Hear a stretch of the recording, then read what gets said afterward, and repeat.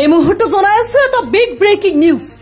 সমগ্ৰ দেশৰ লগতে এবাৰ হোজাই জিলাত ৱাকফ সংশোধনী বিধেয়ক বিৰুদ্ধে গৰজি উঠিল আমচু। এবাৰ হোজাই জিলা আমচুৰ অন্তৰ্গত যমুনামুখ, চাংমাচি, দবকা, বেদৱাটি, আকাশী গংগা, নীলবাগান, মুৰাঝাৰ, বৰাহৰ দেৱস্থান, চৌধুৰী বাজাৰ, কাকি, উদালি, যমুনাচিত, বৰপুখুৰী, হোজাই সদৰ আদি সকলো আঞ্চলিক সমিতিয়ে এই বিল জনাই প্ৰতিবাদ সাব্যস্ত কৰে।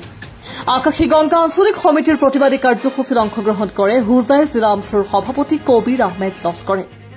যোৱা নিশা ২:৩০ বজাত ৰাজ্যসভাত ৱাকফ সংশোধনী বিধেয়ক গৃহীত হোৱাৰ পিছত তীব্ৰ প্ৰতিবাদ জনাই হোজাই জিলা আমচুৱে।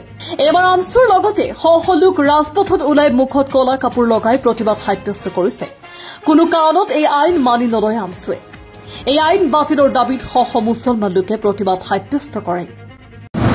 এই বিলখন আনি দেশখনত এক অশান্তিময় পৰিৱেশৰ সৃষ্টি কৰিব বিচাৰিছে।